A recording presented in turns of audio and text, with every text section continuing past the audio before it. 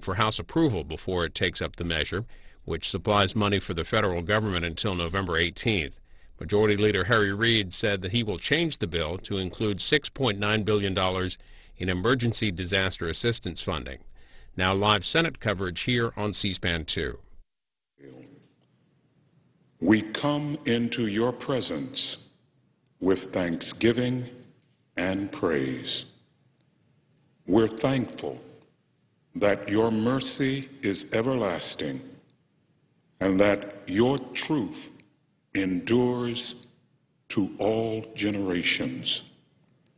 We praise you that we are your people and the sheep of your pasture. Today, enable the members of this body to experience your presence and to receive your wisdom. May they receive these blessings, aware of your counsel, that to whom much is given, much is required.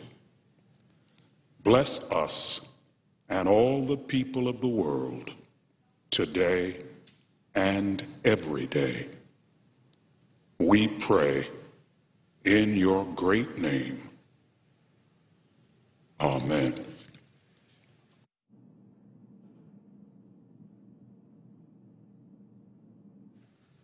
Please join me in reciting the Pledge of Allegiance. I pledge allegiance to the flag of the United States of America and to the republic for which it stands, one nation, under God, indivisible, with liberty and justice for all.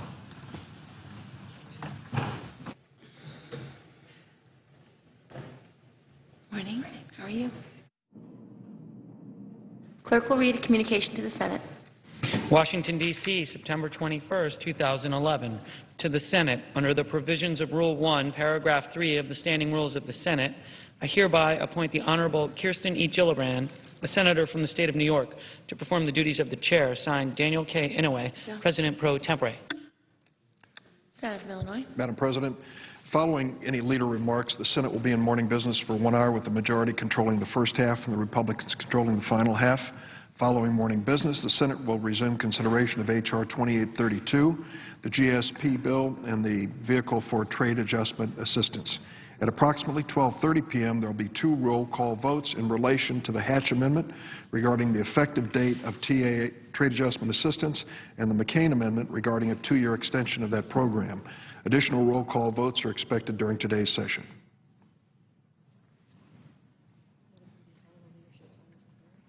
Under the previous order, the leadership time is reserved.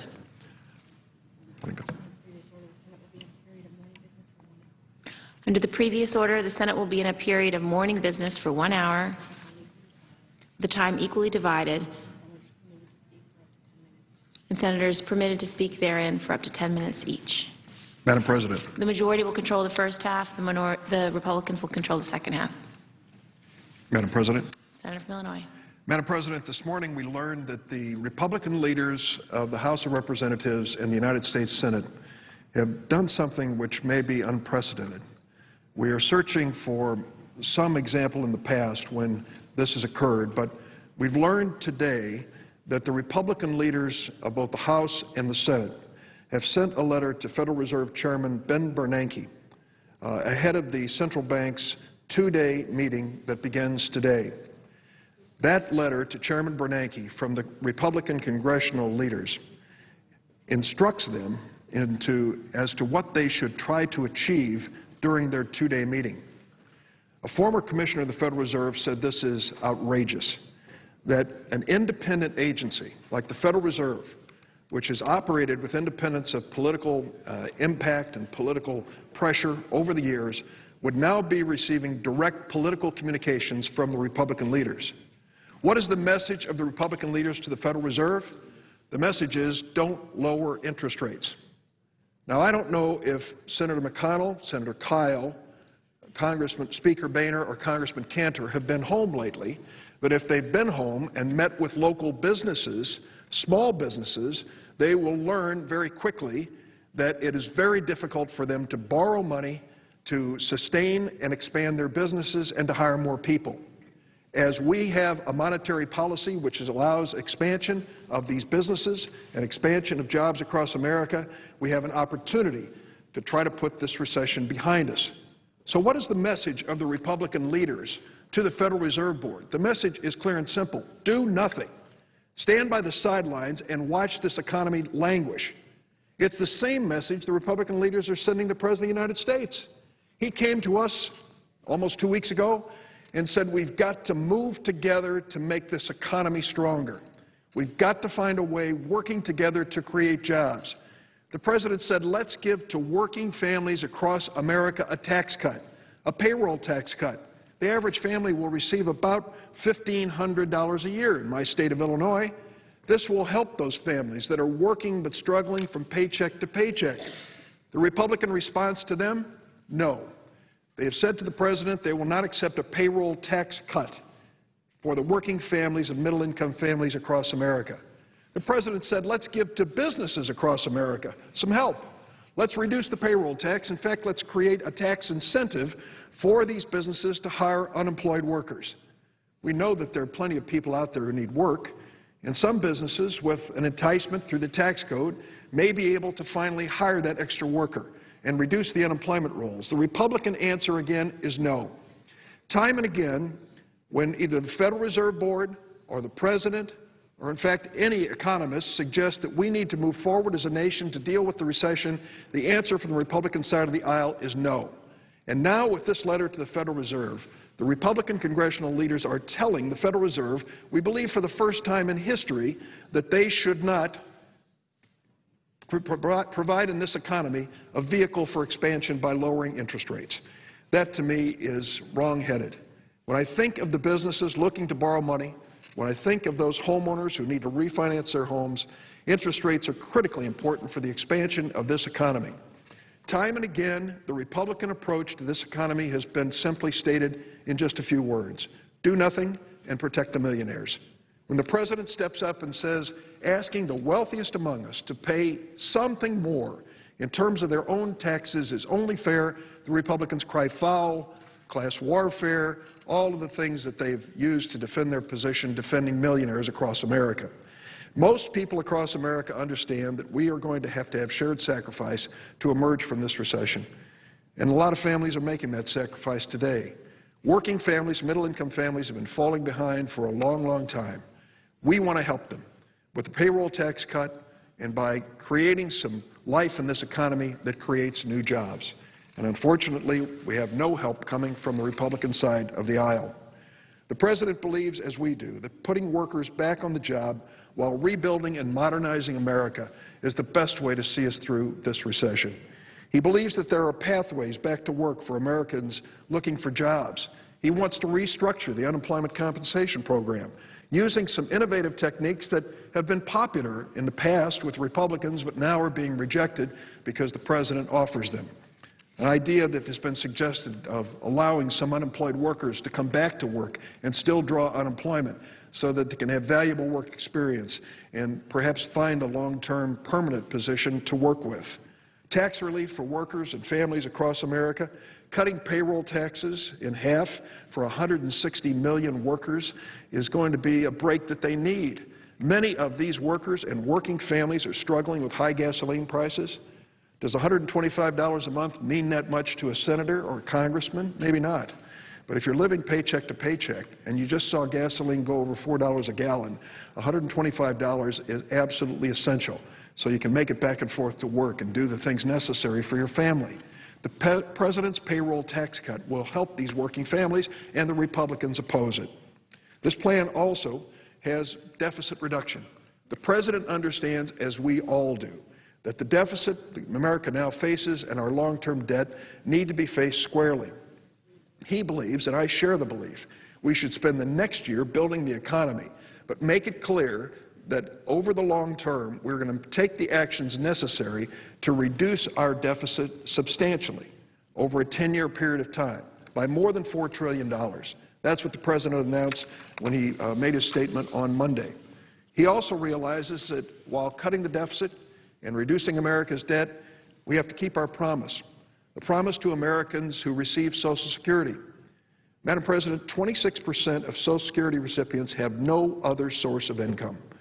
If you talk about cutting those benefits or privatizing Social Security, as many Republicans do, you are putting at risk literally the lifeblood of 26% of Social Security recipients. For 70% of Social Security recipients, Social Security represents more than half of their income. So they listen carefully as the President says we're going to protect the basic benefits under Social Security. Same thing holds true for Medicare. Medicare is a program that has been dramatically successful. Don't take my word for it. Don't take any politician's word for it. Look at the life expectancy of senior citizens since we passed Medicare in the 1960s. Senior citizens can live independently, with more confidence, and live longer because of Medicare. We know that we have to make changes in this program, but let's do it in the spirit of preserving the basic benefit structure of Medicare. That's essential, and the President has made that clear, too. Those on the Republican side who support the Congressman Paul Ryan budget, which would basically hand out vouchers to seniors and say good luck in the insurance marketplace, really ignore the reality that as people age, they sometimes face medical challenges that others don't have, and they need the benefit and protection of Medicare in years to come. The President is committed to that. The Democrats are committed to that. It should be a bipartisan commitment. The same thing's true when it comes to Medicaid. This is a program across America that's essential in New York and in Illinois. 36% of all the children in the state of Illinois rely on Medicaid for health insurance. More than half of the babies born in my state are paid for by the Medicaid program. And 20% of Medicaid recipients in Illinois consume 60% of the money spent.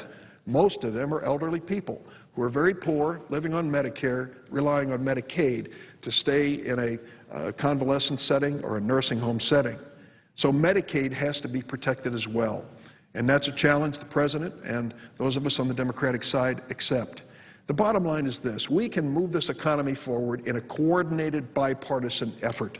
Use the President's payroll tax cuts, the business tax cuts that are fully paid for, make certain that we are dedicated to rebuilding America, its basic infrastructure, and make certain as well that we take care of our own, the veterans returning from war, 10% of whom are out of work today. That's an embarrassment, and it's one that should come to an end immediately. We should work on a bipartisan basis to encourage their being hired. Madam President, there's another thing that worries me as well as we come to the end of this week and face a week of recess for both the House and the Senate. The Republican leader, Congressman Eric Cantor of Virginia, has suggested that we may be facing another government shutdown threat. That's just incredible that the Republican leader would bring that up as one of the options as we go into this week before recess. We don't need this. We have faced two previous threats this year from the Tea Party-dominated Republican House of Representatives. They threatened to close down the government when we passed the continuing resolution. They threatened again to close down the economy when we were faced with the debt ceiling. At this moment, this perilous moment in American economic history, we shouldn't face a government shutdown again. And the Republican leaders of the House should not be suggesting that as an alternative. We need to work together. The bottom line issue is disaster aid. I think the Senator from New York knows, as I do, in Illinois, we've faced these natural disasters. 48 states have this year. Unpredictable. Hurricane Irene, I know, did tremendous damage in the state of New York. Earlier this year in the spring, the flooding on the Mississippi and Ohio rivers did tremendous damage in my state of Illinois.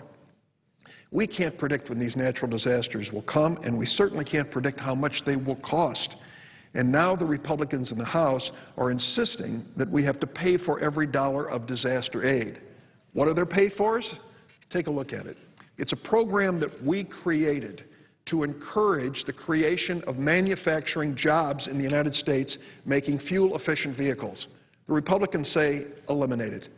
Eliminate a program focused on putting Americans back to work in good-paying jobs, building the vehicles of the future so that we can be competitive not only at home but overseas.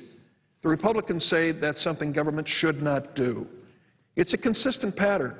Whether it's their message to the Federal Reserve to do nothing when it comes to lowering interest rates, when it's their message to the President to do nothing when it comes to payroll taxes to help middle-income families and business tax credits to put people back to work, or when it comes to paying for disasters, where they suggest eliminating a program that will create manufacturing jobs in the United States. Time and again, the philosophy of the Republicans comes through. Stand by, do nothing. We saw it as well when it came to making certain that General Motors and Chrysler survived the crises of the last several years. The Republican position was do nothing. There are many employees whose jobs are at stake when we talk about the automobile industry all across America. We often think of some of the big names now that we see every day in the news. There are about 3,000 employees of an operation known as Facebook. There are about 30,000 employees of a company known as Google. There are 200,000 direct employees of General Motors, not to mention the millions who are suppliers and vendors of their products. That's an indication to me of the short-sightedness of the Republican approach. Ignoring the reality of an automobile industry that needed a helping hand meant that if the Republicans had their way, GM and Chrysler may not exist today. Thank goodness they didn't have their way. The President stepped in, made the changes necessary, encouraged the management of these companies to restructure in light of the new economic realities, and the companies survived. In my home state of Illinois, in Belvedere, we are proud to have a Chrysler facility. I've talked to the CEO of Chrysler. He believes, and I certainly concur, that this facility has a bright future because the government helped Chrysler through an economic crisis, and now they are restructuring to build for the future. That is the kind of forward-looking view of the economy which we need. When the Republicans instruct the Federal Reserve Board to do nothing to help the economy, say to the President, do nothing to help the economy, and then threaten a government shutdown over paying for disaster relief across America, that to me is short-sighted. It is not consistent with the economic growth we need in this country to make certain that we are moving forward. Madam President, I yield the floor and suggest the absence for quorum. Clerk will call the roll. Mr. Akaka.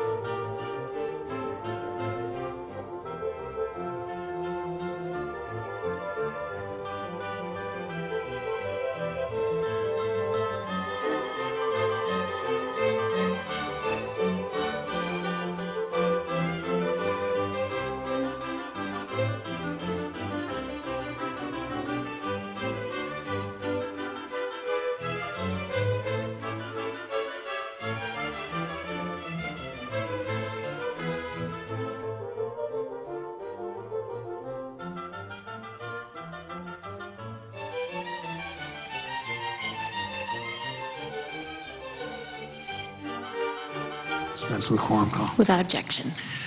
Thank you, Madam President. Earlier this week, I met with leaders in the Ohio Jewish community about events that could happen as the United Nations General Assembly convenes in the presiding officer's city in New York. One of the leaders, a dear friend of mine and a dear friend of Israel, told me that these are tough times for Israel, some of the toughest ever. She took a deep breath, gathered her thoughts, and said, "Until your neighbors accept you, it will always be a tough time." Israel's accustomed to living in a tough neighborhood, but in recent months that neighborhood has grown even tougher. Confrontation with Israel is a new centerpiece of, regrettably, of Turkish foreign policy. Leaders in Egypt question Egypt's commitment to its peace treaty with Israel. Hezbollah has consolidated its political hold in the Lebanese government, and Iran, it's probably the largest threat to peace in the Middle East, consistently, but Iran defiantly continues its unmistakable march to nuclear capability. In the coming days, the next step in an escalation against Israel will take place should the Palestinians seek recognition as a state from the United Nations. Instead of negotiating directly with Israel, as the Palestinians have often committed to do, as far back as the Oslo Agreement, they're about to exclude Israel from any role in deciding issues that are critical to achieving a permanent peace. That must not occur. This action could set back the peace process for decades to come. The Obama administration is assiduously attempting to stop this dangerous move. Today, it is done as it's done in the past. Congress must stand firm with Israel. It must oppose any Palestinian action at the UN which would circumvent its commitments to negotiate. Our support for Israel must be united. We must speak with one voice, House, Senate, Republican, Democrat, Congress, administration. The administration has said it will veto a Security Council resolution that would recognize a Palestinian state, and it must do that. The UN rules for admission require that any applicant before the UN be, quote, peace-loving, unquote, and, quote, willing and able to carry out the obligations of the United Nations Charter, unquote. The UN Charter calls for faith in the fundamental human rights with dignity and worth of the human person. It calls on members to practice tolerance and live together in peace with one another as good neighbors.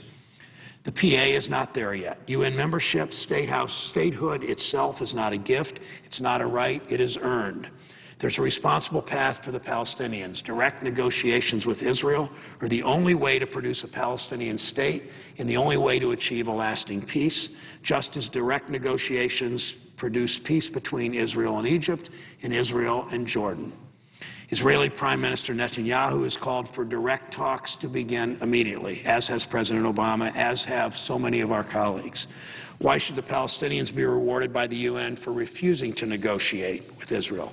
The Palestinians have elected to pursue confrontation over negotiation with Israel.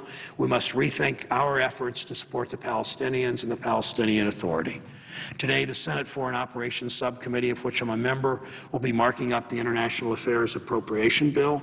The same day, the PA is considering making its plea at the United Nations.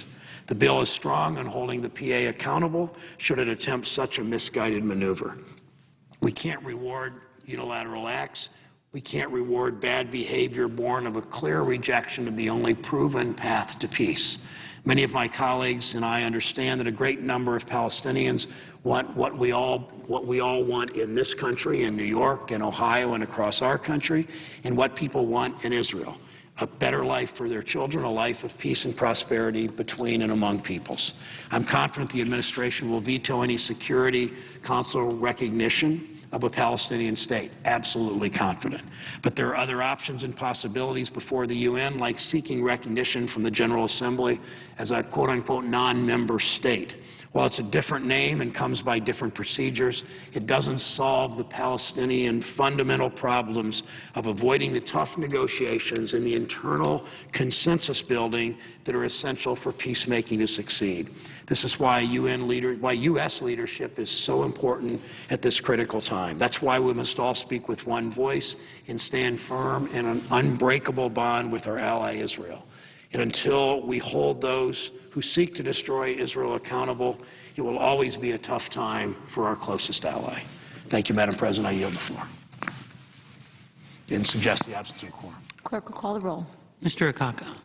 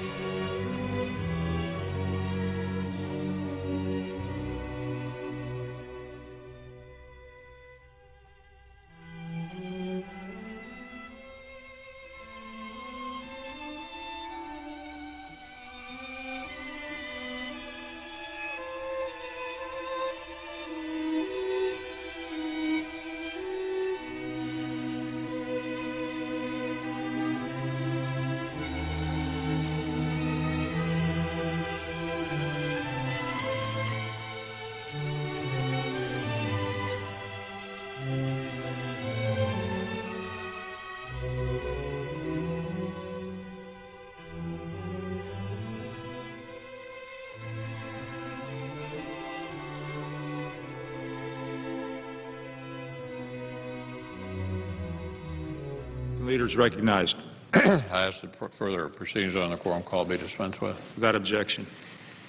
Mr. President, there has been a lot of debate in the past week about the latest proposals coming out of the White House.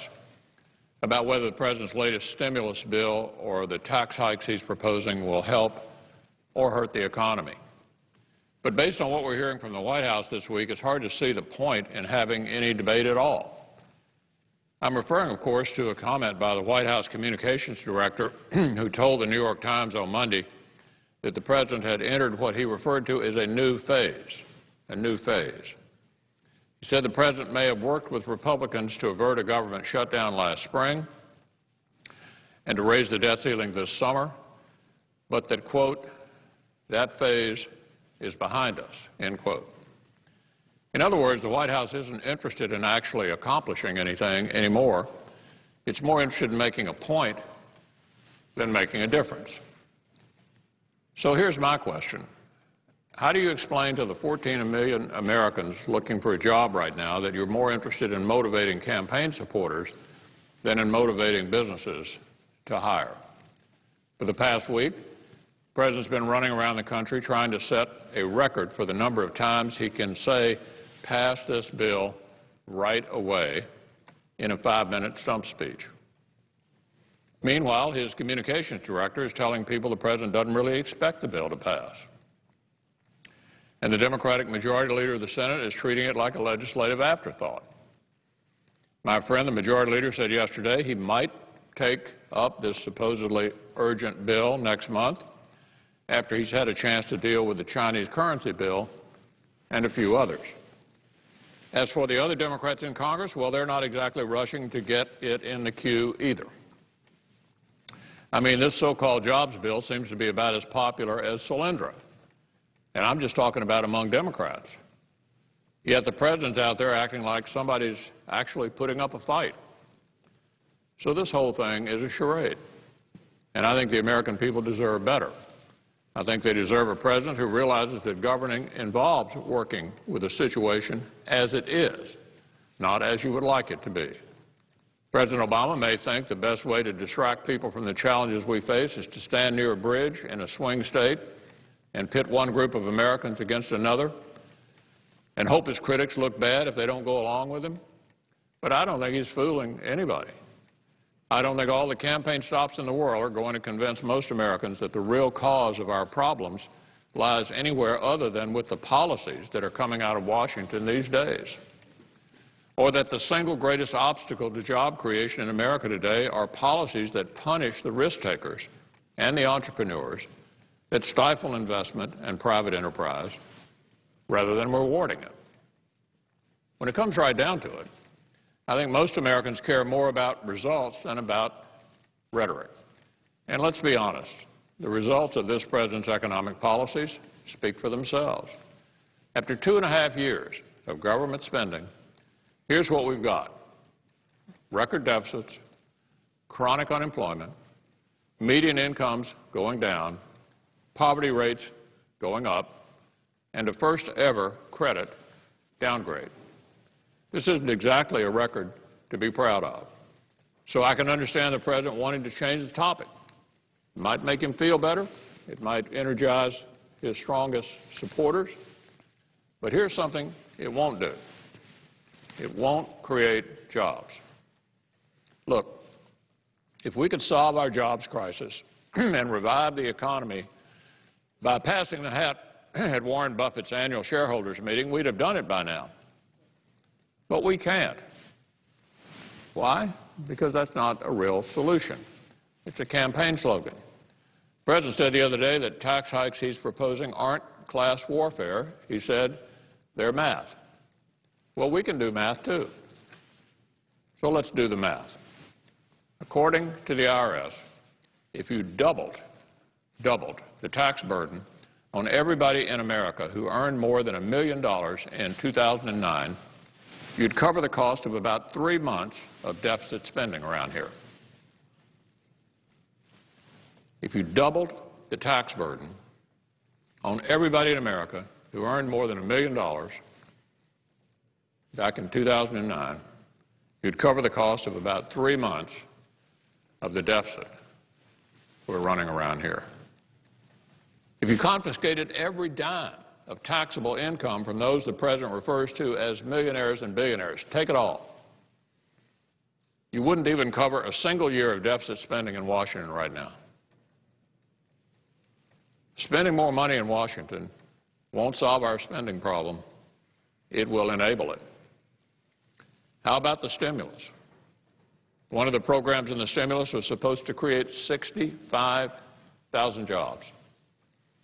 So far, it's created 3,500 at nearly $11 million per job. $11 million per job. Solyndra was supposed to create thousands of permanent jobs. 2 years later, more than 1,000 Solyndra employees are out of work altogether. And the American taxpayer is on the hook for more than $500 million in loans to the company. But here's the most important calculation. Not a single new job will come about as a result of the tax hikes the President proposed this week. Not one new job. As the National Federation of Independent Business puts it, new tax increases on America's biggest job creators are the last thing the economy needs to get back on track. What else do we need to know? Republicans are ready to work with the President on turning this economy around. We know what would work, and after the past 2.5 years, we've certainly seen what won't work. So my suggestion to the President is the same now as it's been for months. Put aside the political playbook. Work with us on policies that will actually solve the problems Americans care about the most. Let's work together on policies that are aimed at motivating job creators, not your political base. It's time to change course. Mr. President, I yield the floor.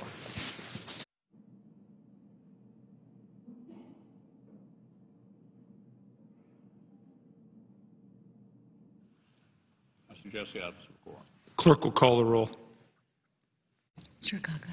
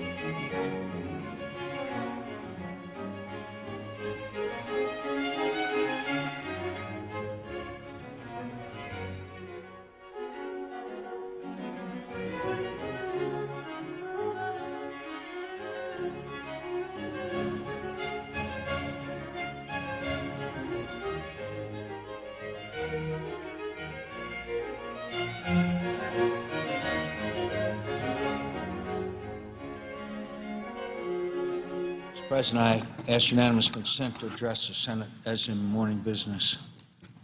The Senate's in a quorum call, I would note for the Senate. Mr. President, I ask unanimous consent that further proceedings on the quorum call be suspended and that I be Without objection. allowed to address the Senate as in morning business. The Senator is recognized. Mr. President, I rise today to discuss a fundamental problem of this body, the fact that Congress as an institution and the Senate in particular, rarely engages in the process of authorizing prior to appropriating money for our government. As a result, a handful of senior appropriators and their unelected staffs dictate the spending of hundreds of billions of dollars, often in a manner that directly contravenes the will of those committees that still authorize spending. It's time this process be stopped. The solution is simple. We should not authorize on appropriations bills, and any funding proposed for unauthorized projects should be subject to the scrutiny and approval of the authorizing committees and reflect the will of their members. We're all to blame for this problem.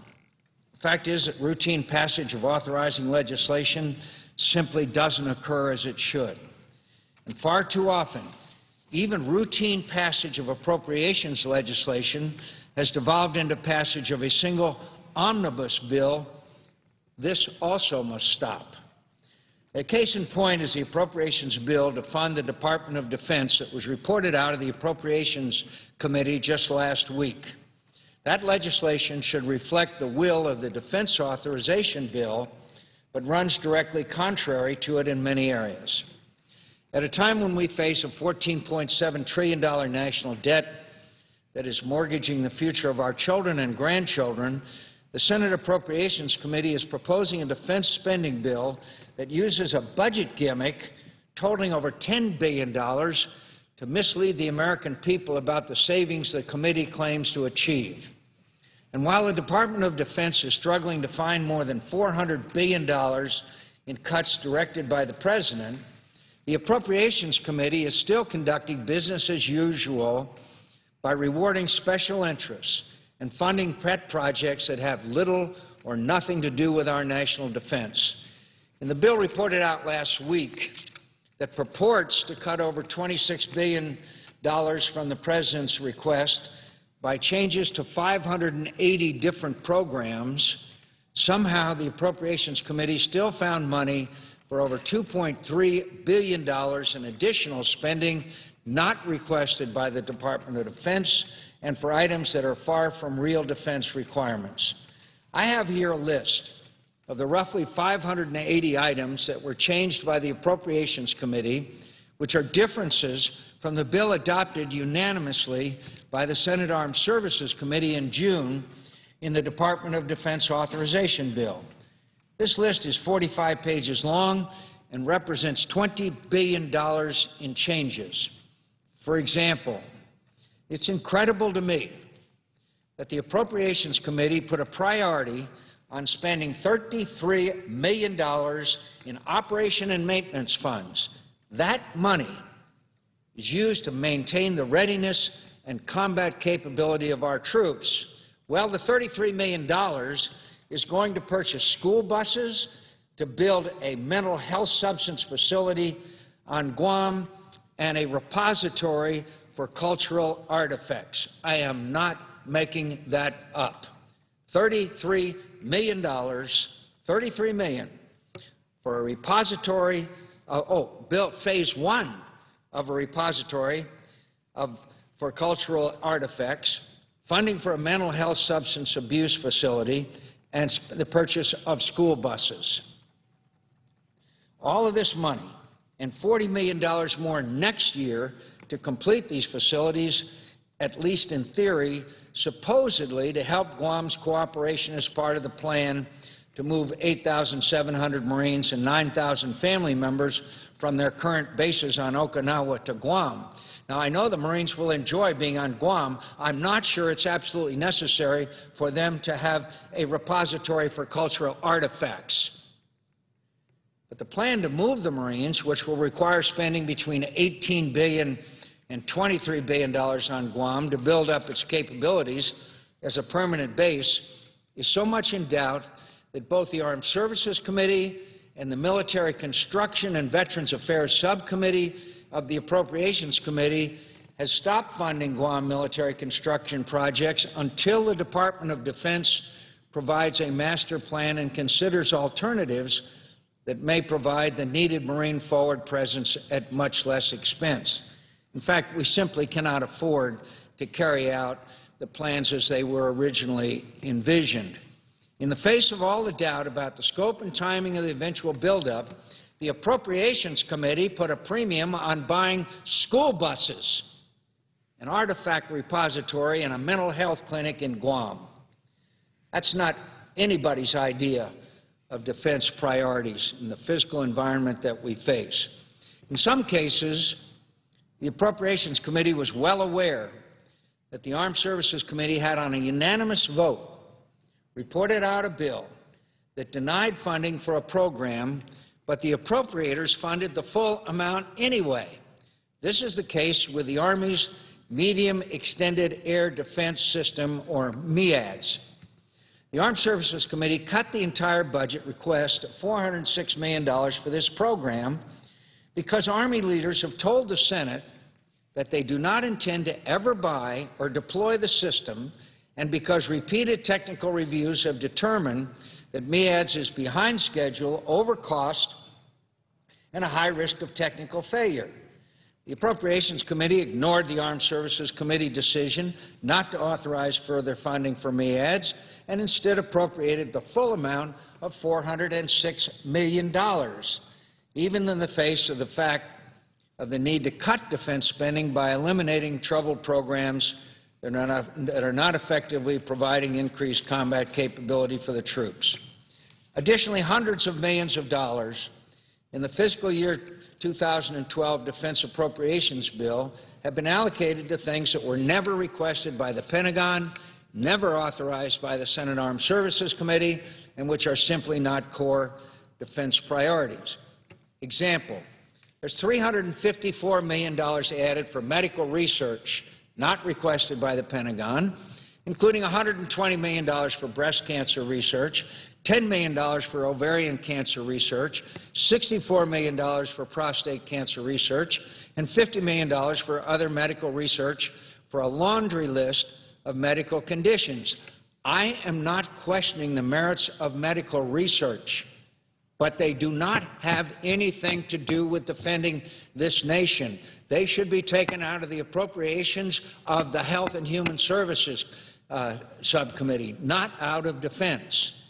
Again, I am not questioning the merits of medical research and the important role that the federal government can play. I'm saying it's time it stop being taken out of national defense.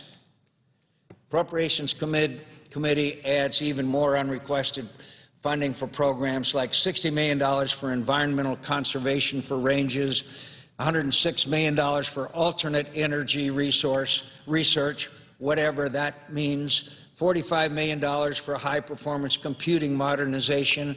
All of these, and a long list of them, may be good programs. They are not authorized. They are not authorized, and the job of the Senate Armed Services Committee is to scrutinize these programs and select those that are in most need of funding. $5 million for the National Guard Youth Challenge Program, $4.5 million for the Civil Air Patrol. Programs have some merit, but we've got to look at these with an eye to the fact that we have been tasked to cut $400 billion that the President has already ordered the Pentagon to undertake. Despite the Appropriations Committee's desire to find $26 billion in defense savings, they found money to add $240 million in unrequested funding. The Pentagon and the President did not ask for them, funding for a number of congressional special interest areas such as Advanced Materials Research, $10 million, Industrial Base Innovation Fund, whatever that is, $30 million, Defense Rapid Innovation Fund, $200 million. In the procurement account, the Appropriations Committee added $675 million for items that were not requested by the Pentagon or authorized by the Armed Services Committee, including $120 million for advanced procurement of 12 Air Force C-130Js, $47.4 million for improved radars for Air National Guard F-15s, $140 million for program increases to classified programs. The list goes on and on. Although the appropriators were looking for $26 billion in savings, they chose not to follow the Armed Services Committee in making cuts to some programs, even when the justification for taking savings was clear. These examples include $150 million for Army Guided Missile Launch Rocket System, $495 million for Navy F/A-18E and F Hornets, which the Armed Services Committee pointed out were funded in the full-year defense appropriations bill for the year 2011, $205 million for the Fleet Satellite Communications Follow-On Program, for which the Government Accountability Office and the Armed Services Committee noted that the funding for the requested booster was too early. In order to give the appearance of real savings to the taxpayer, the Appropriations Committee, again, incredibly, shifted over $10 billion in funding from the non-war-based defense funding budget to the off-budget emergency spending. For the benefit of the record, the Overseas Contingency Operations Fund does not count as part of the budget, but it is for overseas contingencies, i.e., the wars in Iraq and Afghanistan. So what did the Appropriations Committee do? They took money that is supposed to be for the conflicts in Iraq and Afghanistan, and they transferred over $3.2 billion to the account for overseas contingency operations. $550 million for a Predator drone, $280 million for counter-fire radars, $192 million for a Fire Scout unmanned aerial system, $784 million for unmanned aerial systems. In operations and maintenance accounts, the Appropriations Committee transferred over $6.2 billion for items that were requested in the base budget to the off-budget overseas contingency operations funding, including $3 billion for Army depot maintenance, $495 million for Navy depot maintenance, goes on and on. And in the personnel accounts, another $529 million was transferred from the defense budget, where it was requested, to the overseas contingency operations budget, so it would count as defense savings. This is pure budget gimmickry.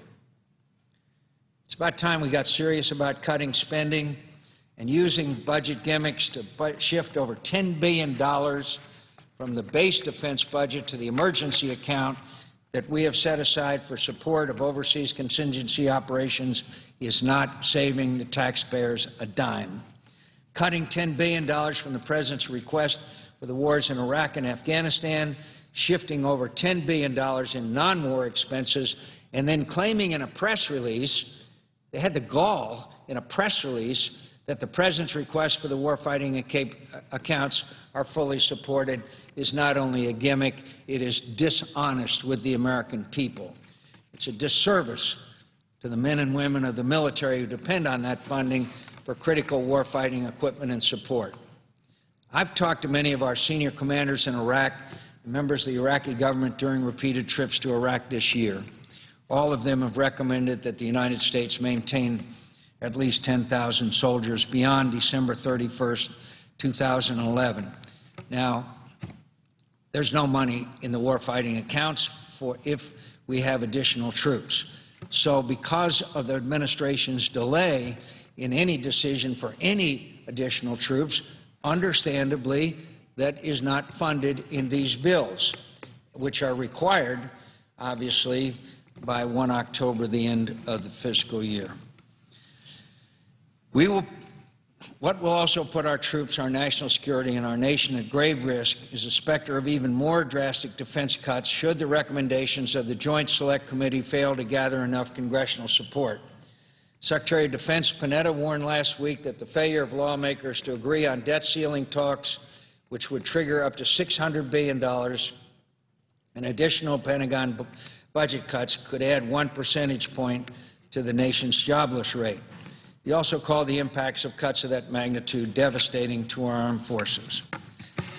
The citizens of my state and nearly every other state in the nation have been struggling through record unemployment rates and unprecedented fiscal pressures. Now more than ever, they need strong leadership to make tough decisions to restore fiscal discipline and responsibility in federal spending. I am committed to using every power available to me to ensure the defense bills for 2012 provide spending for only the most critical national security requirements as proposed by the Department of Defense leadership. In this regard, the Defense Appropriations Bill that has been reported from the Appropriations Committee is sadly lacking. There's plenty of blame to go around. I don't fault just the appropriators. We have all failed to do our job. The answer to this problem is to fix it We must stop authorizing on-appropriations legislation without the agreement of the authorizing committee. The appropriations bills should reflect the will of the authorizing committees.